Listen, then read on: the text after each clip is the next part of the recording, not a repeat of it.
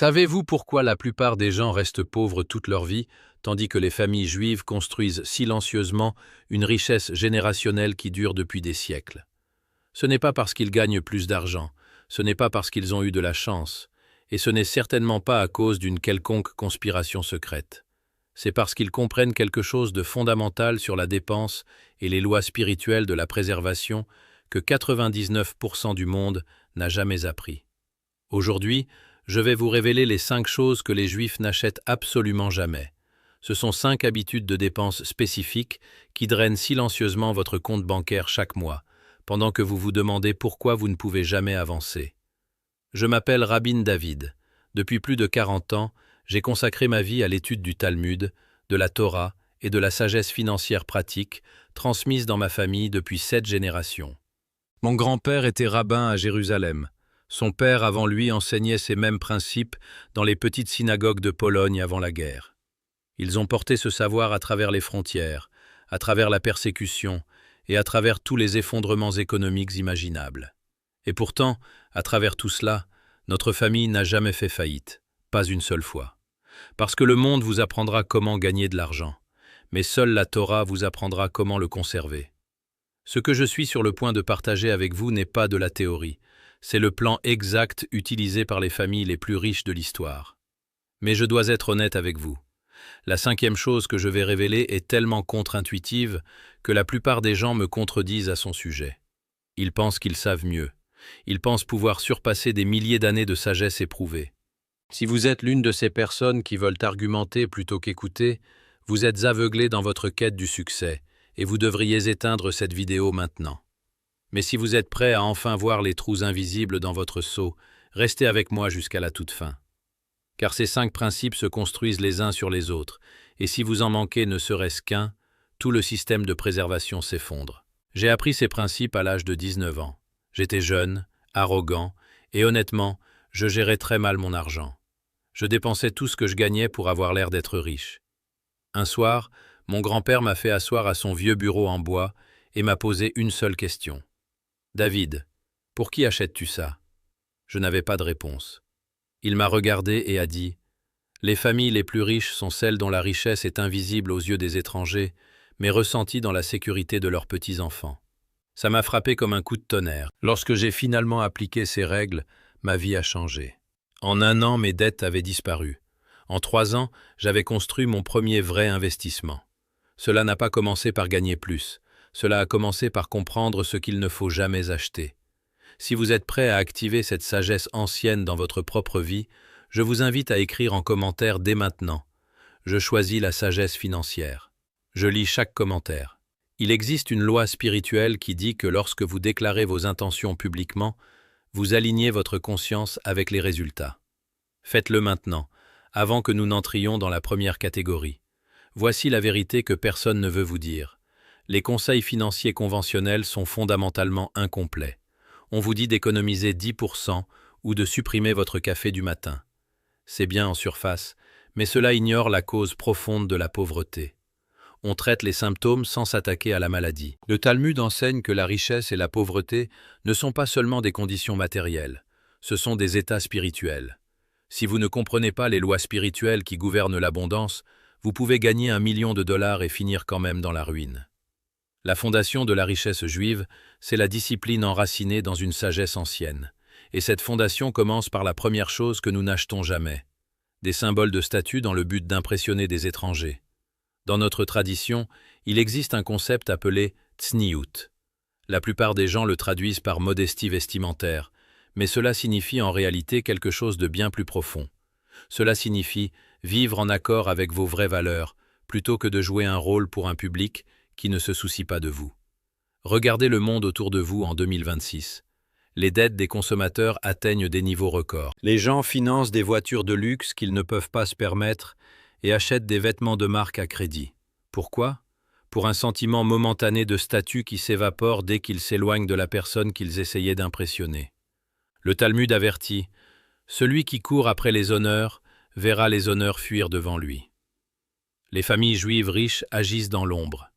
Vous remarquerez que certaines des familles d'affaires les plus puissantes de l'histoire conduisent des voitures modestes et vivent dans des maisons confortables mais sans ostentation. Ce n'est pas parce qu'ils sont avares, c'est parce qu'ils comprennent que chaque dollar dépensé en symbole de statut qui se déprécie est un dollar volé à l'avenir de leur famille. Ils refusent de payer la taxe de l'ego.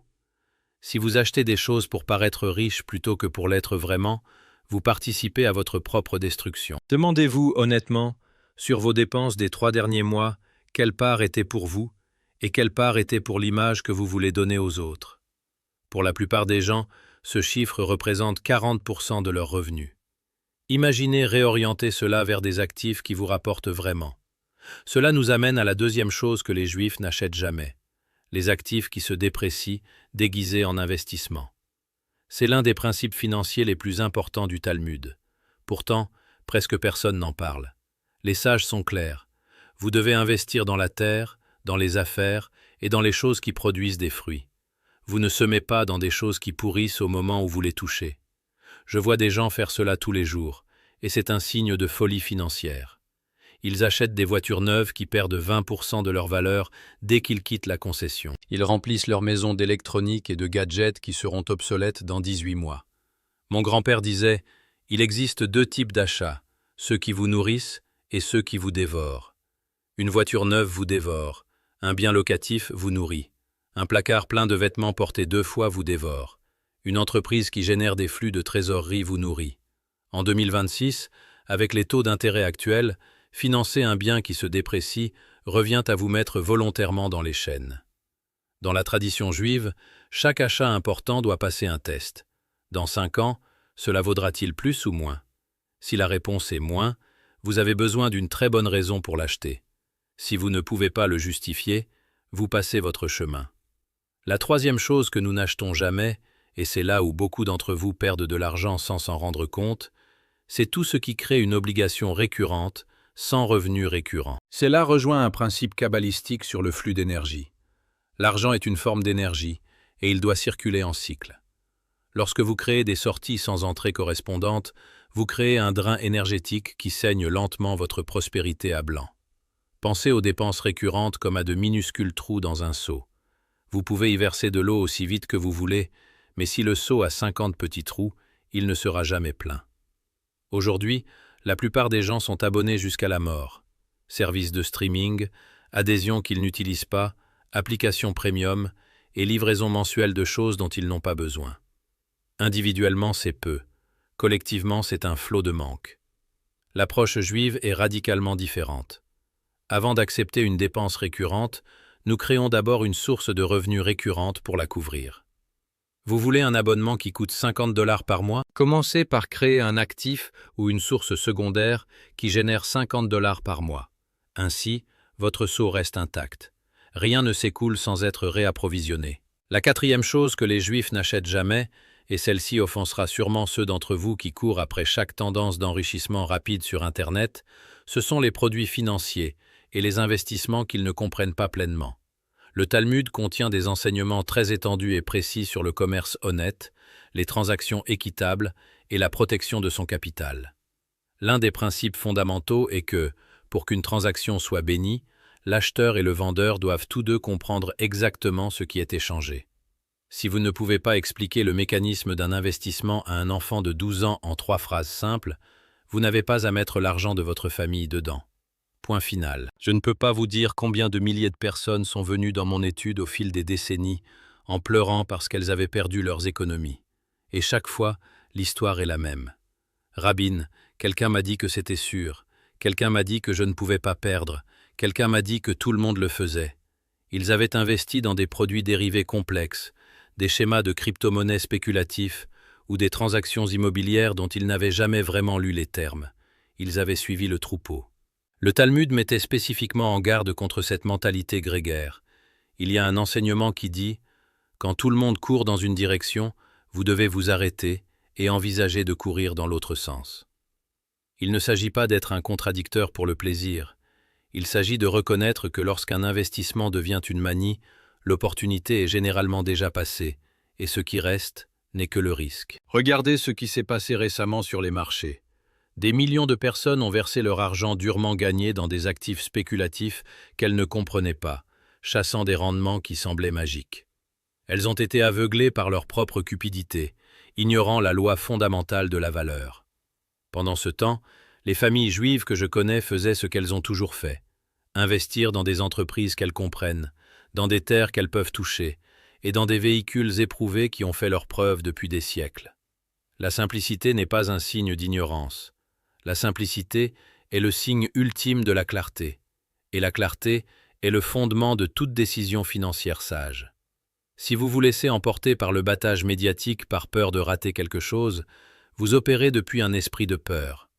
Et la peur est le moyen le plus rapide de repousser la bénédiction de l'abondance. Nous arrivons maintenant à la 5e chose, celle que mon grand-père m'a enseignée et avec laquelle j'ai pourtant argumenté. Je pensais qu'il était trop sévère, je pensais qu'il ne comprenait pas le monde moderne. Il m'a fallu 15 ans à observer les échecs des autres pour réaliser qu'il avait 100% raison. C'est peut-être le principe le plus puissant de tous, et c'est la raison pour laquelle la plupart des gens restent pauvres, même quand ils commencent à bien gagner leur vie. La 5e chose que les Juifs n'achètent jamais, c'est leur sortie de problème qui exige une croissance personnelle. Laissez-moi vous expliquer exactement ce que cela signifie, car tout votre avenir dépend de cette compréhension. Lorsque la plupart des gens font face à un défi, une difficulté dans leur carrière, une rupture dans leurs relations ou une stagnation dans leurs finances, leur premier réflexe est de jeter de l'argent dessus. Ils pensent pouvoir acheter une solution à un problème intérieur. S'ils sont malheureux au travail, ils achètent une nouvelle voiture pour ressentir un bref sentiment d'importance. Si leur mariage bat de l'aile, ils réservent des vacances coûteuses plutôt que de faire le difficile travail de communication et de réconciliation. S'ils se sentent vides ou perdus, ils achètent une autre formation en ligne, un autre livre ou un autre article de luxe pour combler le vide. Le Talmud enseigne qu'il existe certains problèmes que l'argent ne peut tout simplement pas résoudre. Et lorsque vous essayez de les résoudre avec de l'argent, vous empirez en réalité le problème. Vous créez une dépendance aux choses extérieures pour corriger des conditions intérieures. Cette dépendance devient un gouffre sans fond qui engloutira chaque dollar que vous gagnerez jamais. À 25 ans, je traversais une période très difficile. Je dépensais de l'argent comme un fou, achetant de beaux vêtements et des dîners coûteux, pour masquer le fait que je ne savais pas qui j'étais, ni quel était mon but. Mon grand-père m'a observé pendant 1 mois, puis m'a appelé. Il a dit « David, tu essaies d'utiliser une clé physique pour une serrure spirituelle. Tu ne feras que casser la clé. » Les anciens rabbins distinguent 2 types de besoins, les besoins du corps et les besoins de l'âme. Les besoins du corps, nourriture, abri, vêtements, médecine, peuvent et doivent être satisfaits avec de l'argent. Mais les besoins de l'âme, le but, la connexion, la croissance et le caractère ne peuvent pas s'acheter. Ils ne peuvent être acquis que par la discipline, l'étude et le travail intérieur. Ce principe seul m'a fait économiser plus d'argent que les 4 autres combinés. Une fois que j'ai cessé d'utiliser la dépense comme médicament émotionnel, j'ai découvert que 60% de mes achats n'étaient en réalité que des tentatives de combler un vide qu'aucune quantité d'or ne pourrait jamais remplir. Quand j'ai comblé ce vide par l'étude de la Torah et un véritable développement personnel, les dépenses compulsives ont cessé d'elles-mêmes. J'ai été témoin de cette transformation chez des milliers de personnes. Quand vous cessez d'acheter des symboles de statut, votre estime de vous-même augmente parce qu'elle ne dépend plus du regard d'un étranger. Quand vous cessez d'acheter des choses sans valeur qui se déprécient, votre patrimoine commence à croître pour la première fois de votre vie. Quand vous éliminez les dépenses récurrentes inutiles, le poids se soulève de vos épaules. Quand vous arrêtez d'investir dans des choses que vous ne comprenez pas, vous dormez enfin la nuit. Et quand vous cessez d'essayer d'acheter votre sortie de la croissance, vous devenez enfin la personne que vous avez toujours été destiné à être. Laissez-moi vous partager un secret plus profond. Il y a un enseignement dans le Talmud qui dit « Le monde repose sur 3 choses, la Torah, la sagesse, le service, le travail et les actes de bonté, la générosité. » Ces 3 piliers sont le fondement de la philosophie financière juive. Lorsque vous construisez votre vie sur ces piliers plutôt que sur l'impulsion, l'ego et les dépenses émotionnelles, l'univers répond avec une abondance durable. Vous ne courez plus après l'argent. L'argent commence à vous courir après, parce que vous êtes devenu un réceptacle capable de le contenir sans en être corrompu. En ce moment, en 2026, nous traversons l'une des périodes économiques les plus incertaines de l'histoire humaine. L'inflation érode le pouvoir de votre monnaie. Les marchés sont volatiles.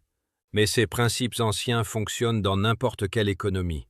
Ils ont fonctionné sous l'Empire romain. Ils ont fonctionné pendant la Grande Dépression. Et ils fonctionnent en ce moment. Pourquoi? Parce qu'ils ne sont pas basés sur les conditions du marché. Ils sont basés sur des lois universelles de sagesse et de discipline qui ne changent jamais. Si cette sagesse est restée dans les familles juives pendant des générations, ce n'est pas parce que nous voulions la cacher, mais parce que le monde n'était pas prêt à entendre que dépenser moins et grandir davantage était le secret de la richesse. Les gens veulent la pilule magique, ils veulent le raccourci, mais il n'y a pas de raccourci dans le domaine spirituel, il n'y a que l'alignement. Nous arrivons maintenant à la partie finale, et peut-être la plus sobre de cet enseignement. La loi de la troisième génération. Il y a un célèbre dicton dans notre tradition. La première génération bâtit la richesse. La deuxième génération gère la richesse. Et la troisième génération dépense la richesse. Tout au long de l'histoire, nous avons vu d'immenses fortunes s'évaporer parce que les descendants ont oublié les 5 choses dont nous avons parlé aujourd'hui. Ils ont laissé la taxe de l'ego revenir. Ils ont commencé à acheter des symboles de statut. Ils ont commencé à chercher des raccourcis et sont tombés dans le piège de penser qu'ils pouvaient acheter leur sortie de la croissance. Pour prévenir cela, vous devez comprendre que la préservation de la richesse n'est pas un acte passif. C'est une guerre quotidienne contre vos propres impulsions. Si vous avez actuellement des difficultés, vous êtes probablement dans ce que j'appelle un état de récipient percé. Peu importe la quantité d'argent que vous versez dedans, vous serez toujours vide, parce que vous n'avez pas colmaté les trous dans votre caractère. Pour arrêter l'hémorragie, je veux que vous mettiez en œuvre le protocole de préservation de 90 jours. Pourquoi 90 jours? Parce que dans le calendrier hébreu, 3 mois représentent une saison complète, un temps de changement. Si vous pouvez contrôler vos dépenses pendant une saison, vous pourrez le faire toute une vie. L'étape 1 du protocole est l'audit silencieux. Pendant les 30 prochains jours, je veux que vous écriviez chaque achat que vous faites, jusqu'au dernier centime. N'utilisez pas d'application. Les applications rendent l'argent abstrait et irréel. Je veux que vous utilisiez un stylo et du papier. Chaque fois que vous dépensez, vous devez regarder l'encre. À la fin du premier mois, regardez votre liste et surlignez chaque élément qui entre dans la catégorie des symboles de statut ou des actifs qui se déprécient. Pour la plupart d'entre vous, voir cela sur papier sera un choc de lucidité qui vous fera sentir comme si vous aviez été aveugle pendant des années. Bien, laissez cette douleur alimenter votre changement. L'étape 2 est l'attente du 7e jour. À partir d'aujourd'hui, si vous voyez quelque chose que vous voulez acheter, quelque chose qui n'est pas une nécessité de base comme de la nourriture ou un médicament, vous vous interdisez de l'acheter pendant 7 jours. 7 jours correspond au cycle de la création. Si le besoin d'acheter est purement basé sur l'ego ou un vide émotionnel temporaire, le désir disparaîtra au 4e ou 5e jour. Si vous en avez encore vraiment besoin le 8e jour et que cela ne viole pas nos 5 règles, vous pouvez l'envisager. Mais je vous promets que 80% de vos dépenses discrétionnaires disparaîtront une fois que vous aurez introduit ce filtre de 7 jours. Vous reprenez votre pouvoir aux machines marketing qui veulent vous maintenir dans la pauvreté. L'étape 3 est la protection de la maaser. Vous ne pouvez pas attendre de l'univers qu'il protège votre richesse si vous ne participez pas au flux de l'abondance. Le mot maaser signifie 10e. Les familles juives les plus riches que j'ai conseillées au cours des 40 dernières années partagent toutes un secret. Elles donnent 10% de leurs revenus bruts à des œuvres caritatives avant de payer la moindre facture. Cela semble contre-intuitif pour quelqu'un avec un état d'esprit de pauvreté. Vous pensez « Je suis déjà à court de 200 € ce mois-ci, comment puis-je donner ?» Cette façon de penser est limitée et reflète un manque de bêta-con, de confiance. Quand vous donnez en premier, vous déclarez que vous faites confiance à la source plus qu'aux chiffres. Vous assurez essentiellement vos revenus contre le destructeur. Le Talmud nous dit que la dîme est le seul domaine où nous sommes autorisés à tester le Créateur. Essayez pendant 90 jours. Observez comment des opportunités apparaissent de directions auxquelles vous n'aviez jamais pensé, une fois que vous devenez un canal de bénédiction plutôt qu'une impasse pour l'argent. Je veux que vous regardiez votre vie maintenant. Vivez-vous pour les applaudissements d'aujourd'hui ou pour la sécurité de vos petits-enfants? Le monde moderne veut que vous soyez un consommateur, un esclave des dernières tendances et des opinions de gens qui ne vous apprécient même pas. Mais la sagesse ancienne de mon peuple vous appelle à être un intendant. Un intendant ne dépense pas, un intendant alloue, un intendant n'achète pas, un intendant investit. Souvenez-vous du marchand du début de cet enseignement. Il avait tout mais se sentait comme s'il n'avait rien. Il était riche en or mais pauvre en âme, parce qu'il avait utilisé sa richesse comme un bouclier contre la croissance plutôt que comme un outil d'impact. Il avait violé les règles de la préservation et en payait le prix en anxiété. Une fois qu'il a supprimé les symboles de statut, éliminé les actifs qui le dévoraient et commencé à investir dans des choses qu'il comprenait et dans son propre caractère, la paix est revenue. La richesse a cessé d'être un fardeau et est devenue une aile. En conclusion de cet enseignement, je veux résumer les 5 choses que les Juifs n'achètent jamais, pour qu'elles soient gravées dans votre esprit. Des symboles de statut pour impressionner les étrangers. Vivez modestement pour que votre famille puisse vivre dans l'abondance. Des actifs qui se déprécient déguisés en investissement. Arrêtez d'acheter des choses qui vous dévorent, achetez des choses qui vous nourrissent. Des obligations récurrentes sans revenus récurrents. N'ajoutez pas un trou à votre seau avant d'avoir ajouté un nouveau tuyau pour le remplir. Des produits financiers que vous ne comprenez pas pleinement. La simplicité et la sophistication est la protection ultime. Des solutions à des problèmes qui nécessitent une croissance personnelle. Vous ne pouvez pas acheter le caractère, le but ou la paix. Vous devez les gagner par le travail. Si vous avez regardé jusqu'ici, c'est parce que vous êtes sérieux dans votre volonté de changer la trajectoire de l'histoire de votre famille. Vous êtes fatigué du tapis roulant. Vous êtes fatigué du plafond invisible. La connaissance est maintenant entre vos mains. Mais souvenez-vous, la connaissance sans action ne vaut rien. L'algorithme vous a amené ici pour une raison, mais la prochaine étape vous appartient. Je veux que vous fassiez 3 choses maintenant pour ancrer cette sagesse dans votre réalité. Premièrement, si vous ne l'avez pas encore fait, écrivez « Je choisis la sagesse financière » dans les commentaires. C'est votre déclaration publique d'un changement d'état.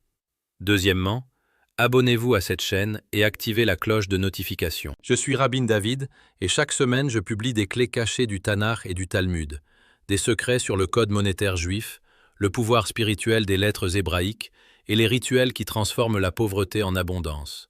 Si vous les manquez, vous laissez votre avenir financier à la merci d'un système brisé.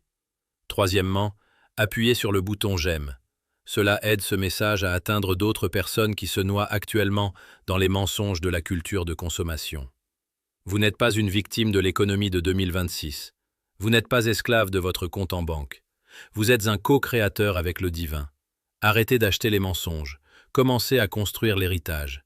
Que le Créateur vous bénisse avec la discipline de conserver ce que vous gagnez, la sagesse d'investir ce que vous conservez, et le cœur de donner ce dont vous avez été béni. Que votre foyer soit un lieu de shalom, et que vos réserves soient remplies à déborder.